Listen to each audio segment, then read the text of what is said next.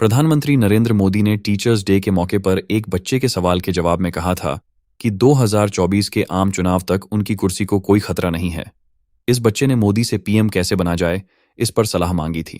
How can I become a Prime Minister of India, sir?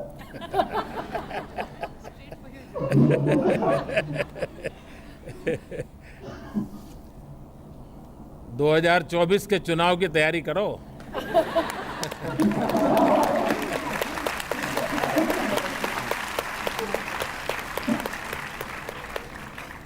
और इसका मतलब ये होगा कि तब तक मुझे कोई खतरा नहीं है।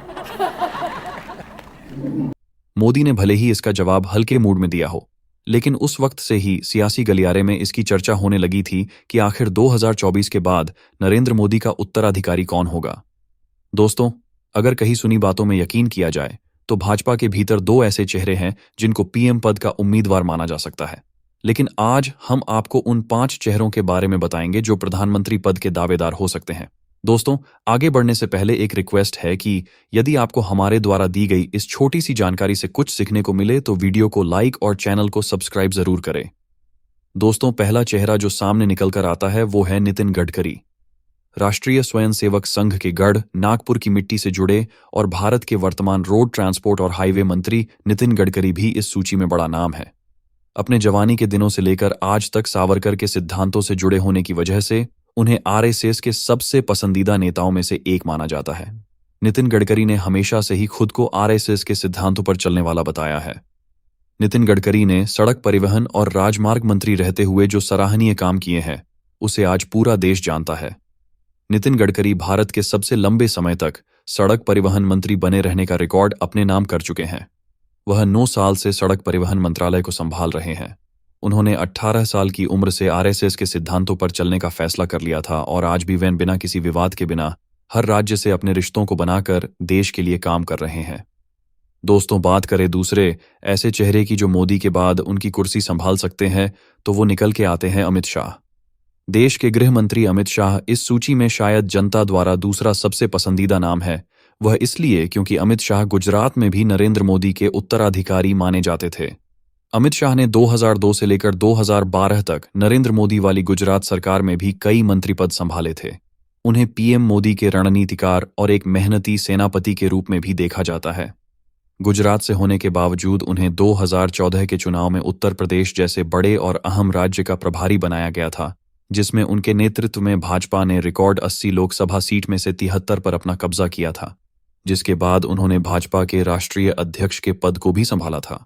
दोस्तों, जनता उन्हें इसलिए भी मोदी का उत्तराधिकारी मानती है क्योंकि उनके गृह मंत्री बनने के बाद ही देश में सबसे अहम फैसले लिए गए हैं, जैसे अनुच्छेद 370 को हटाना, 3 तलाक के खिलाफ कानून लाना और नागरिकता अधिनियम संशोधन को लाने जैसे महत्वपूर्ण काम किए हैं। दोस्तों, बात करें तीसरे ऐसे बड़े चेहरे की तो वो है योगी आदित्यनाथ। देश के सबसे बड़े राज्य उत्तर प्रदेश के मुख्यमंत्री योगी आदित्यनाथ मोदी के बाद प्रधानमंत्री पद के सबसे अव्वल दावेदार माने जा रहे हैं। योगी आदित्यनाथ प्रधानमंत्री पद के लिए जनता की भी पसंद माने जाते हैं, जिसके कई कारण हैं। सबसे पहला कारण है उत्तर प्रदेश के मुख्यमंत्री के तौर पर उनके कार्य। उन्होंने उत्तर प्रदेश में माफिया राज को समाप्त करने में कोई कसर नहीं छोड़ी है। वह हर 6-8 महीनों में उत्तर प्रदेश में दहशत फैला रहे माफियाओं की लिस्ट को बनाते हैं और पुलिस को फ्री हैंड देकर उनका सफाया भी कराते हैं।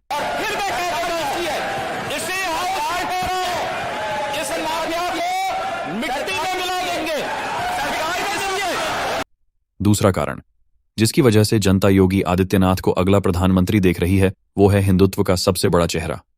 योगी आदित्यनाथ नितिन गडकरी के बाद राष्ट्रीय स्वयंसेवक संघ के सबसे चहीते नेता माने जाते हैं, जिसकी वजह से हिंदू समुदाय का कट्टरपंथी धड़ा उन्हें प्रधानमंत्री के रूप में देखना चाहता है। दोस्तों, भाजपा में ऐसे और 2 नाम हैं जिन्हें अभी तो शायद प्रधानमंत्री के पद के लिए देखा नहीं जा रहा है, लेकिन चाय के चौपालों और आम बातचीत में इन दोनों ही नेताओं का नाम उभरता हुआ नजर आ रहा है। दोस्तों, इन 2 नेताओं के नाम है, पहला भारत के वर्तमान विदेश मंत्री एस जयशंकर और दूसरे हैं भारत के रक्षा मंत्री राजनाथ सिंह।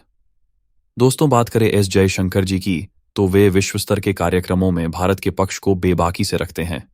जनता को उनका बेबाकी और निडरता से भारत को प्रतिनिधित्व करना बहुत रास आता है। जयशंकर ने विदेश सचिव के तौर पर कई देशों में काम किया है। वह 1977 में भारतीय विदेश सेवा में शामिल हुए थे। जयशंकर कई सालों से भारत की सेवा कर रहे हैं। जयशंकर पूर्व विदेश मंत्री स्वर्गीय सुषमा स्वराज के करीबी नेताओं में से एक थे, तो यदि उन्हें कुछ टाइम दिया जाए तो वो अवश्य ही भारत के प्रधानमंत्री के तौर पर देखे जा सकते हैं। दोस्तों, बात करें राजनाथ सिंह जी की, तो रक्षा मंत्री राजनाथ सिंह देश के सबसे वरिष्ठ राजनीतिक नेताओं में से एक हैं। उन्होंने अपने राजनीतिक जीवन की शुरुआत अखिल भारतीय विद्यार्थी परिषद ABVP के साथ एक छात्र कार्यकर्ता के रूप में की और भारतीय जनता पार्टी के राष्ट्रीय अध्यक्ष बने। वह साल 1988 में उत्तर प्रदेश विधान परिषद के लिए चुने गए और 1991 में उत्तर प्रदेश के शिक्षा मंत्री बने। दोस्तों, यूपी में शिक्षा मंत्री के रूप में अपने कार्यकाल के दौरान उन्होंने पाठ्यक्रम में नकल विरोधी अधिनियम और वैदिक गणित को शामिल करने और इतिहास की पाठ्यपुस्तकों के विभिन्न विकृत हिस्सों को ठीक करने जैसे कुछ ऐतिहासिक निर्णय लिए। अपने बेबाक अंदाज और जोश भर देने वाली वाणी के मालिक हमारी इस लिस्ट के आखिरी उम्मीदवार है। दोस्तों, यदि आपकी नजरों में भी कोई ऐसा व्यक्ति है जो प्रधानमंत्री नरेंद्र मोदी का उत्तराधिकारी हो सकता है, तो कमेंट बॉक्स में जरूर बताएं। अपना कीमती समय देने के लिए आपका धन्यवाद।